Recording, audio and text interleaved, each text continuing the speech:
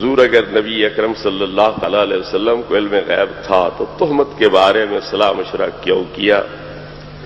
ٹھیک، آدم علیہ السلام کو اللہ رب العزت نے خلیفہ بناتے وقت فرشتوں سے مشورہ کیا، انی جاعل فی الارض خلیفہ، میں زمین میں خلیفہ بنانے لگا ہوں، بتلاؤ تمہاری کیا رائے ہے؟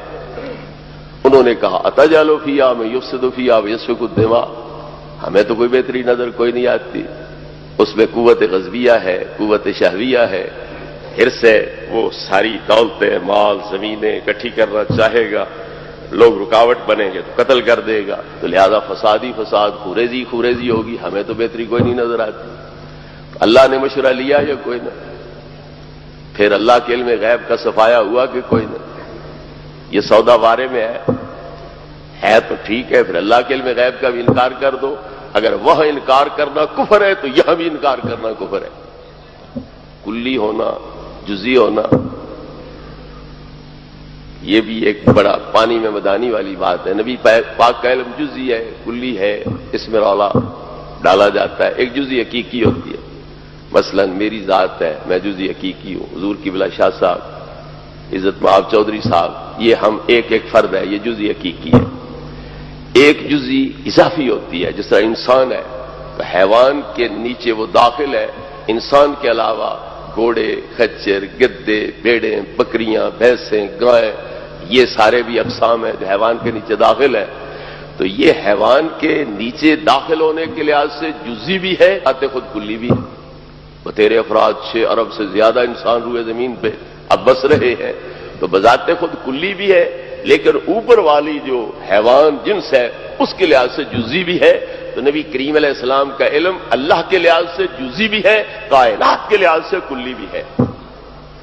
یہ کلی ہے کہ جزئی ہے، یہ جہالت کا مظاہرہ ہے۔ کون الو کہے گا کہ نبی پاک کو صرف ایک چیز کا علم ہے، 2 چیزوں کا نہیں ہے؟ تو جزئی حقیقی تو مان سکتا ہی کوئی نہیں، بقائمی ہوش و حواس مانے گا تو جزئی اضافی مانے گا۔ تو جزئی اضافی اور کلی میں منافات کیا ہے؟ انسان جزئی اضافی بھی ہے، کلی بھی ہے۔ حیوان جس میں نامی کے نیچے داخل ہے تو بذات خود کلی بھی ہے، بہت بڑی کلی ہے، لیکن جس میں نامی کے لحاظ سے نشو و نما پانے والے اجسام کے لحاظ سے جزئی بھی ہے۔ جس میں نامی جسم مطلق کے نیچے داخل ہے اس لحاظ سے جزئی بھی ہے، بذات خود بہت بڑی کلی بھی ہے۔ تو کلی اور جزئی اضافی میں کوئی منافات نہیں ہے۔ اور یاد رکھو صحابہ کرام علیہ رضوان سے جو مشورہ کیا سرکار نے، تو صحابہ کرام نے کہیں باہر سے دلیلیں دی ہیں یا خود نبی پاک کی ذات سے دلیلیں دی ہیں؟ حضرت عمر کہتے ہیں میں نے آپ کے کرتے پر مکھی بیٹھتے نہیں دیکھی، جو خدا مکھی کے پاؤں کے ساتھ لگنے والی معمولی پلیدی آپ کے کرتے کے قریب نہیں آنے دیتا، وہ ایسی پلیدی آپ کے حرم پاک کے قریب کیسے آنے دے گا؟ تو وہ دلیل کہیں باہر سے لا رہے ہیں یا نبی پاک کی ذات سے دلیل لے رہے ہیں؟ حضرت عثمان کہتے ہیں میں نے آپ کا سایہ زمین پہ پڑتے نہیں دیکھا۔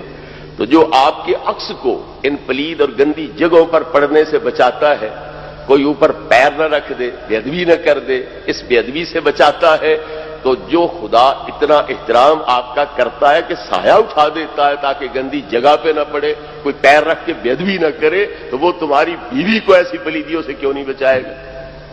حضرت علی عرض کرتے ہیں حضور آپ نماز پڑھ رہے تھے، جوڑے کے ساتھ کوئی ناپسندیدہ چیز لگی تھی، اللہ نے عین نماز میں اتروا دیا تھا، جو ایسا جوڑا آپ کے پیروں میں برداشت نہیں کرتا ویسی بیوی آپ کے گھر کیسے برداشت کرے گا؟ تو صحابہ نے دلیلیں باہر سے دی ہیں یا خود نبی پاک کی ذات سے لی؟ تو صحابہ کو نظر آ رہا ہے مکھی نہیں بیٹھتی، سایہ نہیں پڑتا، جوتا کیوں اتارا؟ تو خود نبی پاک کو یہ سمجھ کوئی نہیں آ رہی تھی۔ نبی پاک امت کو سبق دینا چاہتے تھے، اللہ کے حکم کی تعمیل کرنا چاہتے تھے۔ شاورہم فی الامر فاذا عزمت فتوکل علی اللہ، مشورہ بھی کرو پر تم اپنی ذاتی رائے اگر پختہ بنا لو کہ میں نے یہ کرنا ہے تو پھر میں تمہارے ساتھ ہوں، جو تم چاہو گے میں وہی کر دوں گا۔ تو آپ مشورے کے پابند نہیں ہیں، صرف امت کی تربیت کے لیے، تعلیم کے لیے آپ مشورہ لیتے تھے، اور یہ سبق دینا مقصود ہے کہ ایسا گھریلو اہم ترین مسئلہ ہی کیوں نہ ہو پھر بھی اپنے مخلصین سے صلاح مشورہ کر کے قدم اٹھانا چاہیے۔ تو یہ اعلیٰ تربیت دینا مقصود تھا، صحابہ کرام علیہ رضوان کو کہ ایسے مسائل میں بھی صلاح مشورے کے بعد قدم اٹھانا چاہیے. تو مشورہ لا علمی کی دلیل نہیں ہوتا ہے.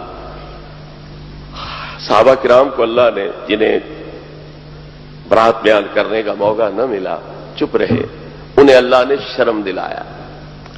لولا اس سمیعتموہ قلتم ما یکون لنا ان نتکلم بہذا. اوے صحابیو, تم نے یہ بات سنتے ہی کیوں نہیں کہا کہ ہم یہ جھوٹی غلط بات زبان پہ نہیں لا سکتے؟ کیوں نہیں ایسے کہا؟ لولا اس سمیعتموہ ظن المؤمنون والمؤمنات بانفسہم خیرا. جب تم نے یہ بات سنی تھی تو ان اپنوں کے بارے میں نیک گمان کیوں نہیں کیا, اور تم نے کیوں نہیں کہا یہ بہتان ہے, یہ جھوٹ ہے, افک ہے, ہم یہ زبان پہ نہیں لا سکتے؟ اللہ صحابہ کو شرما رہا ہے. استاذ العلماء بیٹھے ہیں, ان سے پوچھئے لولا کا لفظ ماضی کے گزرے واقعے پر داخل ہو تو یہ ہوتا ہے ندامت دلانے کے لیے, شرم دلانے کے لیے. اللہ ان صحابیوں کو شرم دلا رہا ہے جو چپ رہے تھے اور جنہوں نے اس بات کو بہتان نہیں کہا تھا, جھوٹ نہیں کہا تھا, من گھڑت افسانہ نہیں کہا تھا, انہیں اللہ شرم دلا رہا ہے. بات اگر تھی غیب کی, جانتے نبی پاک بھی نہیں تھے, تو پھر صحابہ کو شرمانے کا کیا مطلب ہو سکتا؟ سمجھ آ رہی گزارش میری کہ جب مسئلہ ہو غیب کا اور جانتے نبی پاک بھی نہ ہو, پھر صحابہ اس غیب کے بارے میں فیصلہ دے سکتے تھے. پھر انہیں شرمانے کا کیا مطلب؟ تمہیں شرم نہیں آئی؟ تم نے کیوں نہیں برات بیان کی؟ صدیاں پہلے امام راضی علیہ رحمت نے اسی کو دلیل بناتے ہوئے فرمایا کہ صحابہ سے بھی حضرت عائشہ صدیقہ کی برات مخفی نہیں تھی. تو جب صحابہ سے مخفی نہیں تھی تو نبی پاک سے مخفی کیسے رہ سکتی تھی؟ نبی کریم علیہ السلام کو یقیناً علم تھا کہ حضرت عائشہ پاک دامن ہے. اب یہ جو سوال کرتے ہیں, آج حضرت راضی نے 700-800 سال پہلے وہی سوال کر کے جواب دے دیا تھا, مگر سوال یہ پڑھ لیتے ہیں, جواب نہیں پڑھتے. سوال کیا اٹھایا؟ اگر صحابہ کو علم تھا تو نبی پاک کو بطری کی اولا علم ہوگا, لیکن علم تھا تو پریشان کیوں ہوتے تھے؟ تو جب پریشان ہے تو پتہ چلا کہ علم نہیں ہے. تو حضرت راضی فرماتے ہیں کہ اللہ خود کہہ رہا ہے وَلَقَدْ نَعْلَمُ أَنَّكَ يَضِيقُ صَدْرُكَ بِمَا يَقُولُونَ. محبوب ہم جانتے ہیں کہ ان کے بہتانوں سے آپ پریشان ہوتے ہو. وہ کہتے تھے یہ جادوگر ہے, یہ شاعر ہے, یہ مجنون ہے. نبی پاک کو کوئی نہیں پتا تھا میں مجنون نہیں ہوں, میں جادوگر نہیں ہوں, میں شاعر نہیں ہوں. لیکن اللہ کہہ رہا ہے کہ ہم جانتے ہیں کہ تم ان کی باتوں سے پریشان ہو جاتے ہو. تو پتا چلا کہ پریشانی لا علمی کی دلیل نہیں ہے. اچھا, نبی پاک کو تو علم غیب نہیں تھا, لہذا پتہ نہیں تھا کہ عائشہ پاک دامن ہے یا نہیں. خود حضرت عائشہ کو علم تھا یا کوئی نہ کہ میں پاک دامن ہوں؟ آپ کو تو یقیناً پتہ ہے نا کہ مجھ میں یہ عیب نہیں ہے. پھر آپ کو پریشان نہیں ہونا چاہیے تھا. حالانکہ بخاری شریف کے لفظ ہے کہ لا یرقولی دم ولا اقتحل بالنوم وظننت ان البکاء فالق کبدی. نہ میرے آنسو تھمتے تھے نہ مجھے نیند آتی تھی, اور میں سمجھتی تھی کہ رو رو کے میرا جگر پھٹ جائے. وہ کیوں پریشان؟ ان کو تو پتہ ہے نا کہ میں بے عیب ہوں, میں پاک دامن ہوں, پھر وہ کیوں روتے؟ جو عادی مجرم ہوں, چوریوں کے عادی ہوں, زنا کے عادی ہوں, شرابوں کے عادی ہوں, انہیں کہو زانی آ رہا ہے, شرابی آ رہا ہے, وہ شرمسار ہوگا, پریشان ہوگا, اس کے آنسو بہ نکلیں گے, وہ چوڑا ہو جائے گا. ہاں جناب ہمارا پیشہ جو یہی ہوا. پریشان ہوتے ہی وہی ہے کہ بلا وجہ بے سبب ان پہ الزام عائد کر دیا جائے, تو پریشان ہوتے ہی وہی ہے. جو عادی مجرم ہوں تو ڈھیٹ ہوتے ہیں, انہوں نے پریشان کیا ہونا ہوتا ہے. تو پریشانی لا علمی کی دلیل نہیں, ورنہ حضرت عائشہ صدیقہ کی پریشانی کی انتہا ہے کہ فرماتی ہے نہ آنسو تھمتے تھے نہ نیند آتی تھی, اور میں روتی رہ جاتی تھی, اور میں نے سمجھا کہ رو رو کے میرا جگر پھٹ جائے گا. لہذا نبی کریم علیہ السلام کو علم ہے, اور آپ نے مسجد میں کھڑے ہو کر اعلان کیا ہے واللہ ما علمت علی اہلی الا خیرا. خدا کی قسم میں اپنی بیوی کو پاک دامن سمجھتا ہوں, اور میں نے ان میں کوئی برائی نہیں دیکھی, اور ان میں خیر ہی خیر اور بھلائی بھلائی دیکھی. پھر اگلی بات قابل غور ہے. آپ فرماتے ہیں من یعذرنی فی رجل قد بلغنی اذاہ فی اہلی.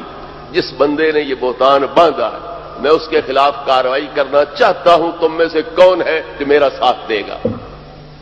آیتیں بعد میں اترتی رہی ہیں عفق کے بارے میں، برات کے بارے میں، یہ بعد میں نازل ہوئی۔ پہلے نبی کریم علیہ الصلوۃ والتسلیم نے مسجد شریف میں یہ اعلان کیا کہ میں اس بندے کے خلاف کارروائی کرنا چاہتا ہوں جس نے میرے اہل کے بارے میں مجھے تکلیف دی ہے، تم میں سے کون ہے جو میرا ساتھ دیتا ہے؟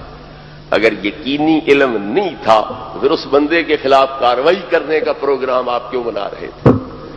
قسم اٹھا کے برات بھی بیان کی اور اس بندے کے خلاف کارروائی کا بھی آپ نے ارادہ ظاہر فرمایا، تو پتا چلا کہ نبی کریم علیہ السلام کو یقینی علم تھا کہ حضرت عائشہ صدیقہ پاک دامن ہے۔